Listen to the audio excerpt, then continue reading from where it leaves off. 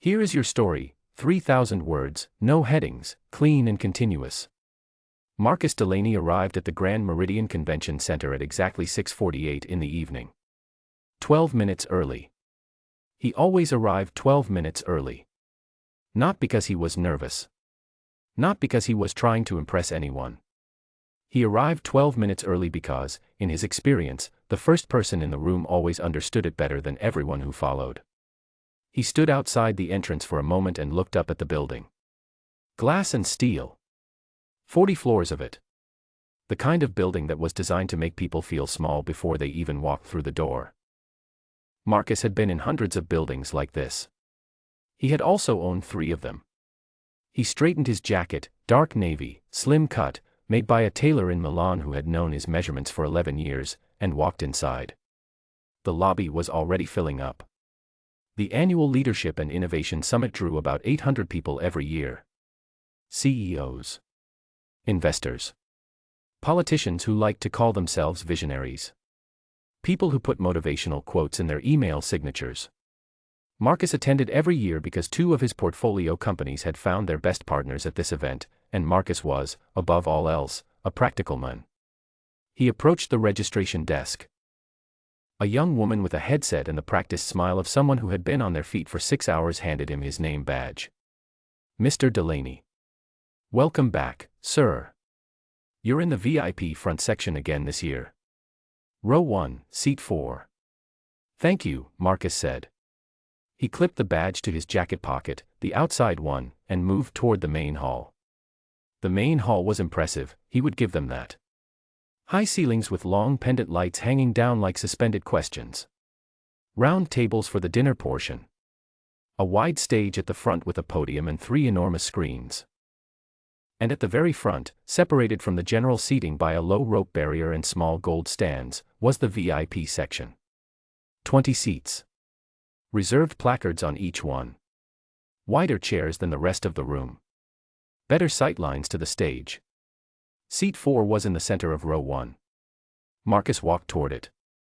He noticed the centerpiece first. A tall arrangement of white orchids in a glass vase, sitting on the narrow table that ran along the back of the VIP section. The orchids were beautiful, but the vase was placed at an angle that cut directly across the sightline to the left screen.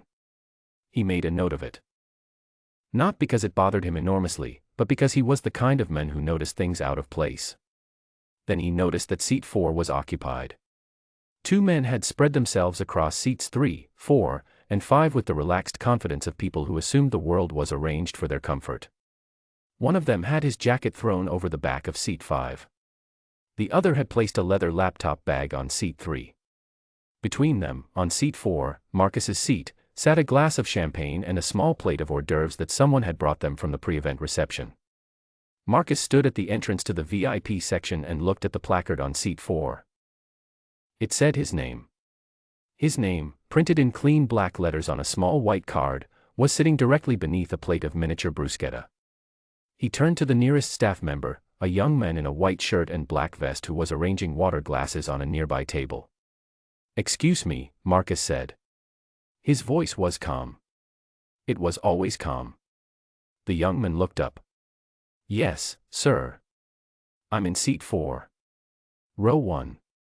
Can you help me sort this out?" The young man looked at the 2 men in the VIP section, then looked back at Marcus. Something moved across his face, a small, fast calculation, and then the practiced smile returned. "Of course, sir. Let me get the manager for you." "Thank you," Marcus said. He waited. He stood in the aisle beside the VIP section and waited. He did not tap his foot. He did not check his phone. He looked at the orchids again. White petals. The wrong season for them, really. Someone had spent money on flowers that didn't belong in December, in a room with this much artificial light, and they had placed them at the wrong angle anyway. 4 inches to the right, he thought. 4 inches and they wouldn't block anything. The manager arrived 3 minutes later. His name tag said Brandon.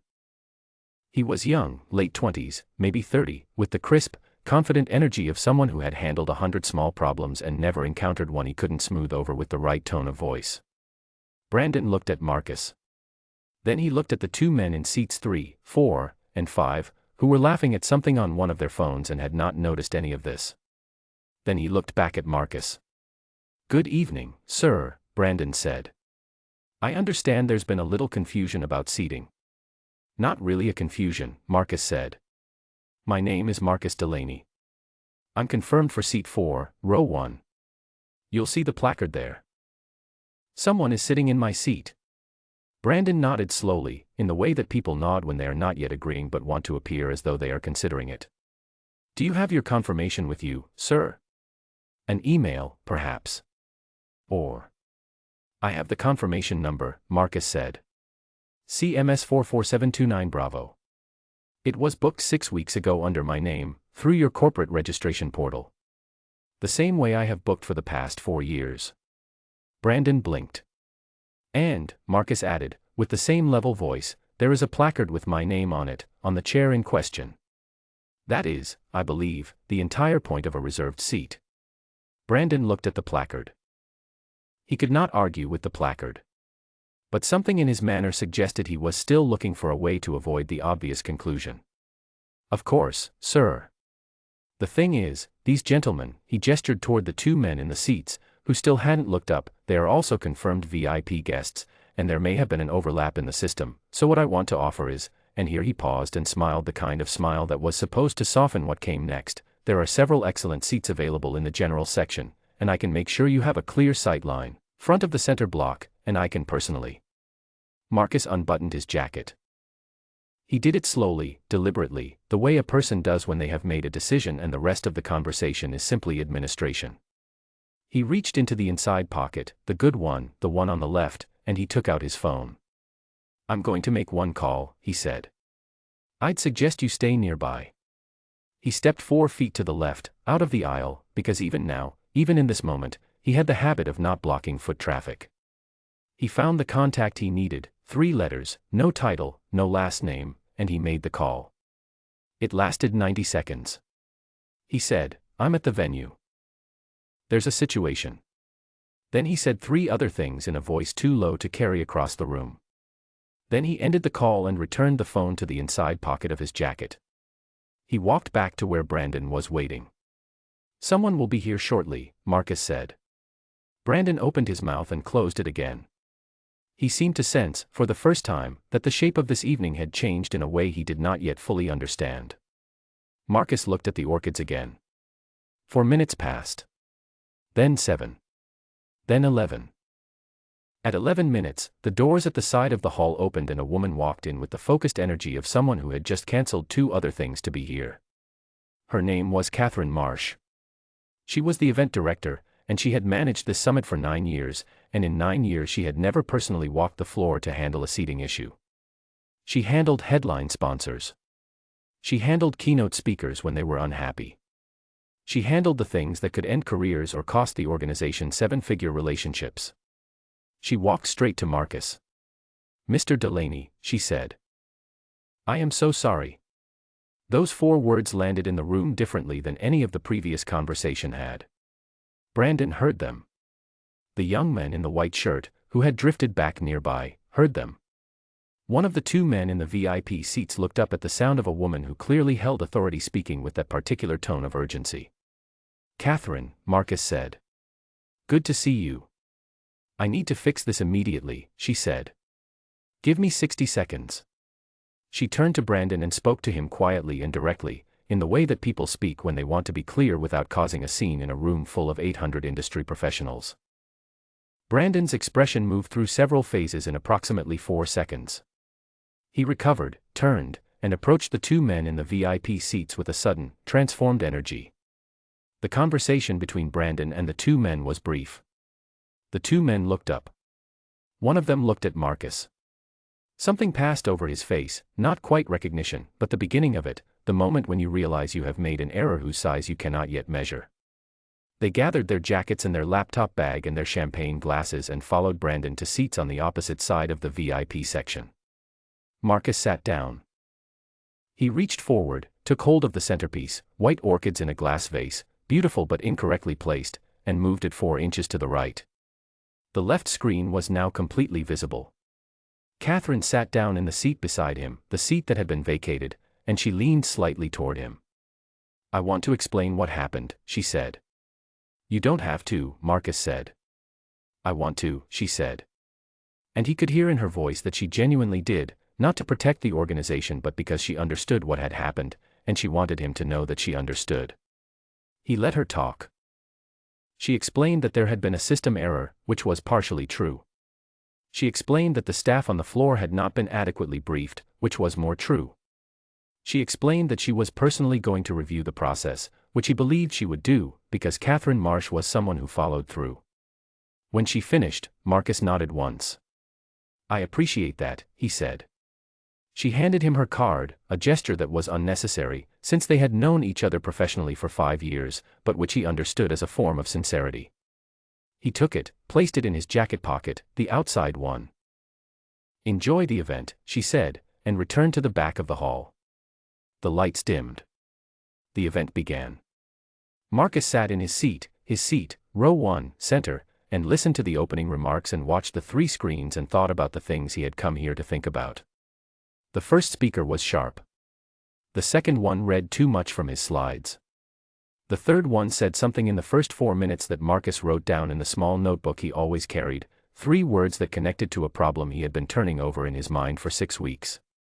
He was, as he always was, entirely present. Somewhere behind him, Brandon was having what appeared to be a quiet and uncomfortable conversation with a senior colleague near the sound desk. Marcus did not turn around to look. It was not his concern.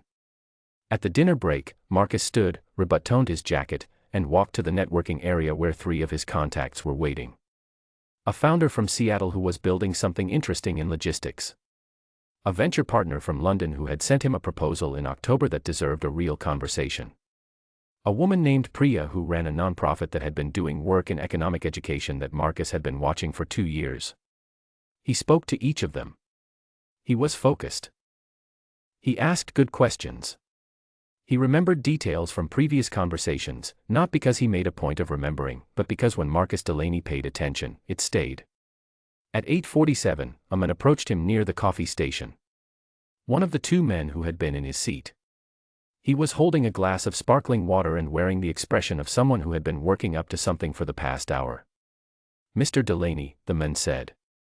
I wanted to say, I didn't know it was your seat. I didn't see the placard." Marcus looked at him. He was probably 52, maybe 54. He ran something in financial services, if Marcus remembered the lanyard correctly. He seemed genuinely uncomfortable, which Marcus found more interesting than reassuring. "I believe you," Marcus said. "No issue." The man nodded, relieved, then seemed to want to say something more. Something that would reset the balance. "I've been following your fund's portfolio for a while," he said. "The work you're doing in infrastructure is." "Send me an email," Marcus said. Not unkindly. Simply. "My address is on the website." The man nodded again and moved away. Marcus finished his coffee. 3 days later, a woman named Grace Olusegun, who had been working the registration desk that evening, wrote about what she had seen. She posted it online in the late evening, on a Tuesday, because she said she had been thinking about it since it happened and needed to put it somewhere. She didn't name Marcus. She described a man in a dark suit. She described the way he stood, the stillness of him, while Brandon talked. She described the 1 phone call.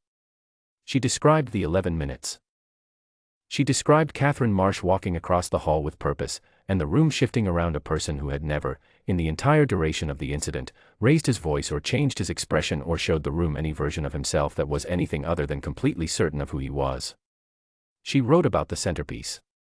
She wrote that, after everything, after all of it, the first thing he did when he sat down was fix the centerpiece. Not in anger. Not as a statement. Just because it was in the wrong place, and he noticed, and he had the kind of mind that fixes things that are out of place. She ended it with 7 words. He already knew who he was the whole time. She woke up the next morning to find the post had reached 40,000 people. By the end of the day, it was 200,000. By the end of the week, the comments were full of people sharing their own versions of the same evening, different venues, different cities, different decades, all with the same shape. The same calculation in someone's eyes. The same redirect toward a lesser seat. The same quiet, exhausting process of proving something that should never have required proof. Marcus saw the post on the Thursday afternoon. His assistant forwarded it to him with a brief note, "You'll want to see this." He read it once. Then he set his phone down and looked out the window of his office, 41st floor, downtown Houston, the city he had grown up in and never left because leaving had never seemed like the point. He thought about the conference room, 8 years ago. The name tag they had spelled wrong, not by accident, he had eventually understood, but as the particular small cruelty of people who cannot find a larger weapon. The handshake that went to the men beside him first, twice, in the same meeting, as if Marcus had not been the one who requested the meeting. The way he had learned, over a long time and at considerable personal cost, that performing anger was a door that only opened from the outside, and it never opened somewhere good. He had learned, instead, the other thing. The stillness. The confirmation number memorized. The one call to the right person.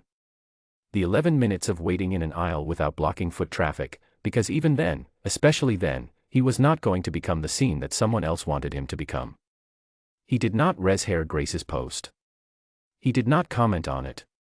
He did not need the post to be about him in a way that required his participation. He picked up his phone and scrolled to the contact, 3 letters, no title, and sent a short message. Asterisk it circulated. Might get some calls. Thought you should know, asterisk. The reply came back in 40 seconds. Asterisk handle it however you want. You always do, asterisk. Marcus set the phone down again and looked at the city. Houston in December, the skyline holding its shape against a gray sky, familiar and enormous, the kind of city that rewarded people who understood that the world was not arranged for anyone's comfort by default, and that the only question was what you decided to do about that. He had decided, a long time ago. He turned back to his desk. There was a proposal on it, 12 pages, a company in renewable infrastructure, early stage, the kind of thing that needed a patient eye and a long horizon. He picked it up and started reading from the beginning. He was, as always, entirely present.